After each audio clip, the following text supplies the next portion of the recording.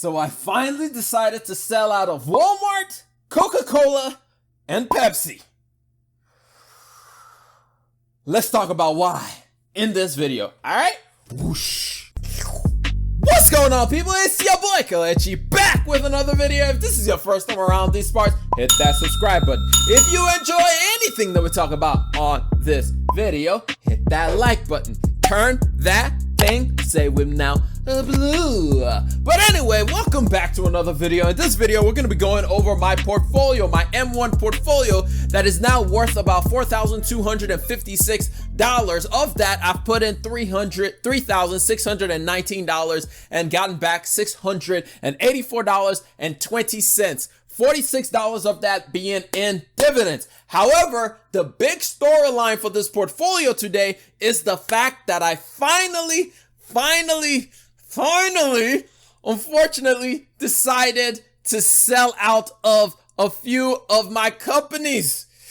Oh, it was a tough decision, but I finally decided to sell out of Walmart, Pepsi, and Coca-Cola, as you can see on the screen. I mean, first of all, it's not like I had that much in any of these companies anyway. It was just this, each one of them, I put about $15 in them. And then since then, they've returned, they did pretty well. I mean, they returned, I think it was like 30% from their pandemic lows, which was, I mean, at that point, I was just buying stocks. Like, I was still learning, as I've talked about a lot on the podcast. When I first started investing, a lot of what I was doing was, ooh, that's a good company. That's a good company. I want to own that company. Yeah, let me buy that company. I was just buying all companies. I wasn't getting focused. And one thing that I've been trying to do for the longest time is to reduce my holdings, to get down to only the companies that I have very strong feelings about, where I have very strong convictions about. And one of those companies that I have a very strong conviction about, that I've said it before and I'll say it again, I regret my missing out on Disney, because I knew Disney was going to be big. I knew that Disney's reopening play was going to be massive.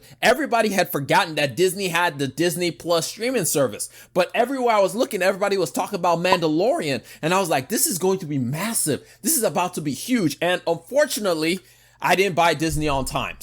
But at the same time, I still see a lot of growth moving forward for Disney. The way that I've been thinking about companies nowadays is I'm looking at understanding the company itself. I'm not even trying to predict, like, is this the best time to buy? Is this not? I'm not even trying to do that. My main thing is Disney going to have more cash flow tomorrow than it does today? And in my opinion, it will. So I decided it's time for me to start getting out of businesses that I don't really care that much about. Coca-Cola being one of them, Pepsi being the other one, and Walmart being the third one. Not to say that these businesses are bad by any stretch of the imagination. However, for me, I just didn't want to be in them anymore. The other company that I sold out of was Southern Company. Not because Southern Company is a bad company, but I have exposure to them in other ways. And I just wanted to get more and more funding to Disney. Just like I did with the other video where I showed off my big bets portfolio. I just feel like the money is better used in Disney. Now, Southern Company has done very well. It did very well for me. I bought it at a crazy cheap price.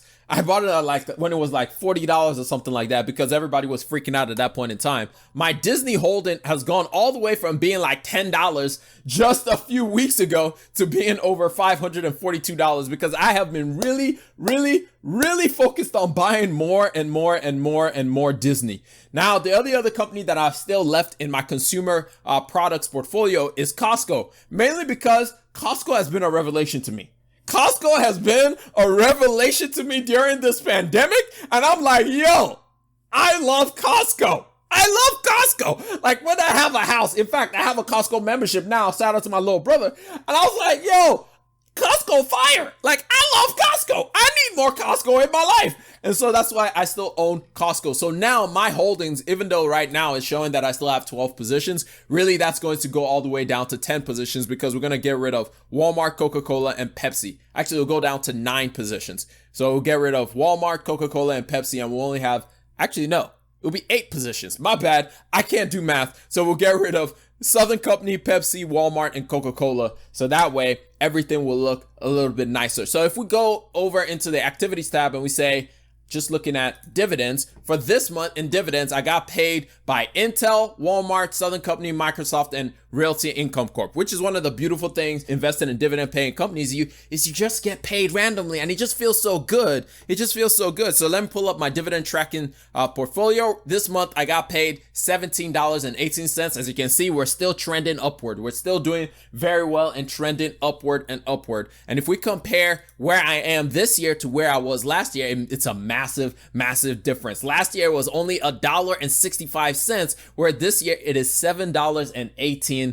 So that's wonderful to see. The portfolio keeps generating dividends, but I am switching off my mindset of how I want to invest. I'm looking more to invest in good businesses, good solid businesses. It doesn't matter if they pay dividends or not, which is why I shared the big bets portfolio the other day. But in this portfolio is mainly focused on just having companies that have pays dividend, even though at the same time, I still want the growth aspect of it as well. So now in the portfolio, it's going to look like this. Let me delete that line. And it's going to have just Apple, Bank of America, Costco, Intel, Microsoft, Realty Income Corp, Store Capital, and Disney.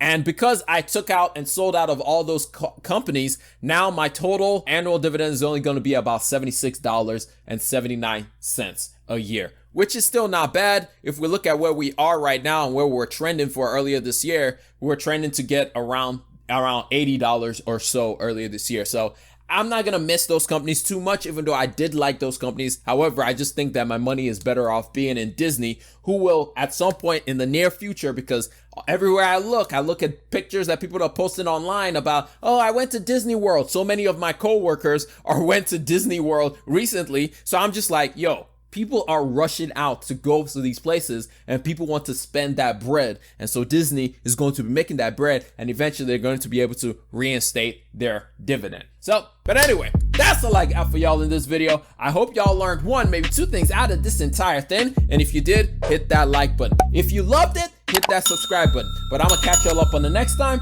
Remember, generosity is always greater than greed. God bless each and every single one of y'all, and I'm out. Peace.